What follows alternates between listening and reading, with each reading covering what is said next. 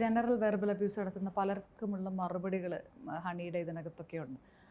അത് ആരെങ്കിലും പറയണമെന്ന് ഞാനടക്കമുള്ള സ്ത്രീകൾ ആഗ്രഹിക്കുകയും ചെയ്യുന്നതുകൊണ്ടാണ് ഒരു ചോദ്യം ചോദിക്കുന്നത്. ആ ചോദ്യം തന്നെ അതിലൊരു സ്ത്രീ വിരുദ്ധത ഉണ്ടെന്ന് എനിക്കറിയാം. പക്ഷേ അതിൽ ഹണിയുടെ മറുപടി അതിനകത്ത് വേണം.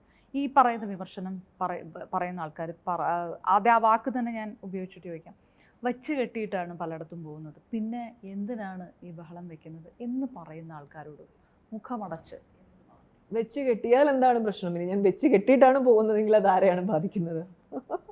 എന്നെ മാത്രം ബാധിച്ചാൽ പോരെ? ഇതൊക്കെ നിങ്ങളുടെ പ്രശ്നമാവുന്നത് എങ്ങനെയാണെന്ന് എനിക്ക് മനസ്സിലാവുന്നില്ല.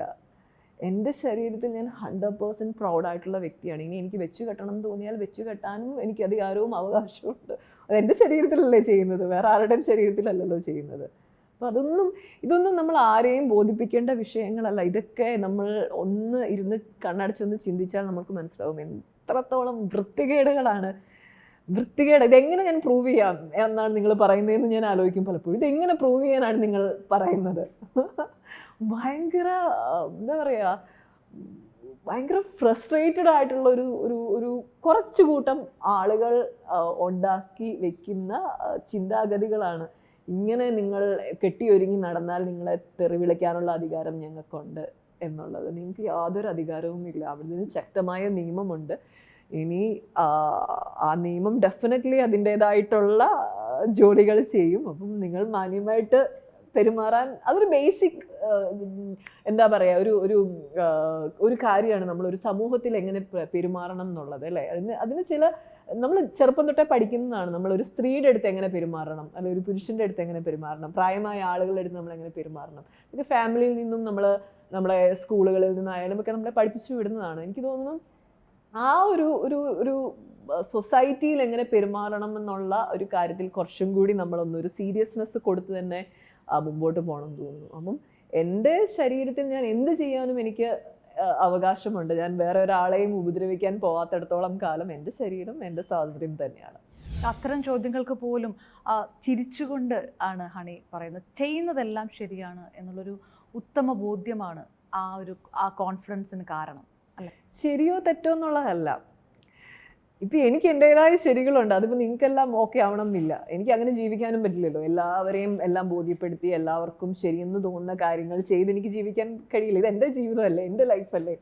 ഇതിലേക്ക് കൈയിട്ട് വരരുതേ എന്ന് മാത്രമേ എനിക്ക് പറയാൻ കഴിയുള്ളൂ. ബാക്കിയെല്ലാം നിങ്ങൾ വേറെ ഒരാളെ ഉപദ്രവിക്കാൻ പോകാത്തിടത്തോളം കാലം നിങ്ങൾക്ക് സമാധാനമായിട്ടും സന്തോഷമായിട്ടും ജീവിക്കാനുള്ള ഒരു അന്തരീക്ഷം ഉണ്ട് ഇവിടെ. അങ്ങനെ ഒരു രാജ്യത്താണ് നമ്മൾ ജീവിക്കുന്നത്, അങ്ങനെ ഒരു സമൂഹത്തിലാണ് നമ്മൾ ജീവിക്കുന്നത്. ഉണ്ടാവണം ഇവിടെ.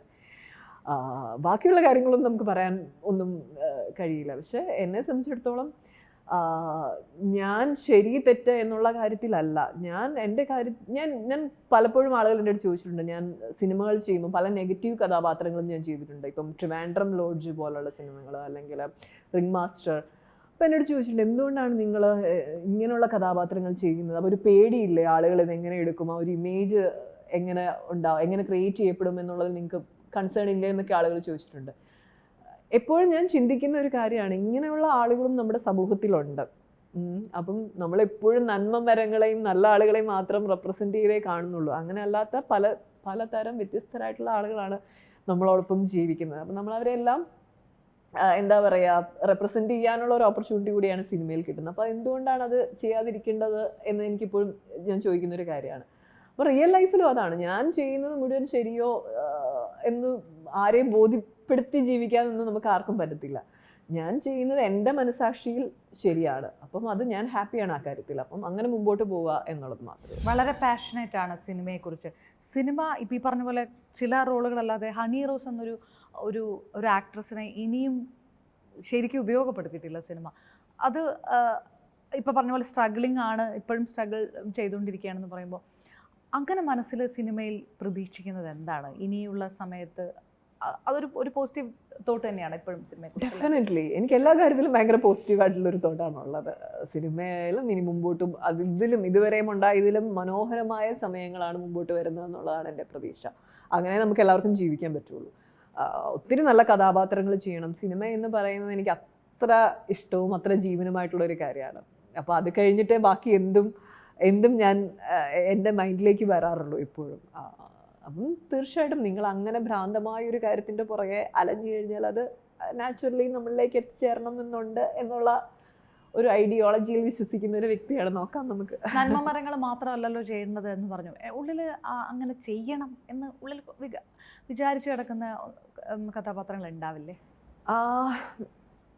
ഇപ്പോൾ ഓൾറെഡി ചെയ്തു വെച്ചേക്കുന്ന സാധനങ്ങളൊന്നും നമുക്കിനി എടുത്ത് അത് എനിക്ക് തോന്നുന്നില്ല. അല്ലെങ്കിൽ എന്തെങ്കിലും ബയോപിക്കുകളൊക്കെ ചിലപ്പം ആരുടെയെങ്കിലും ഒക്കെ ചെയ്യണം എന്നൊക്കെയുള്ള ആഗ്രഹം നമുക്ക് മനസ്സിൽ വന്നിട്ടുണ്ട്. അല്ലെങ്കിൽ ആരുടെ ബയോപിക്കാണ് ഒന്ന് ഷെയർ ചെയ്യോ?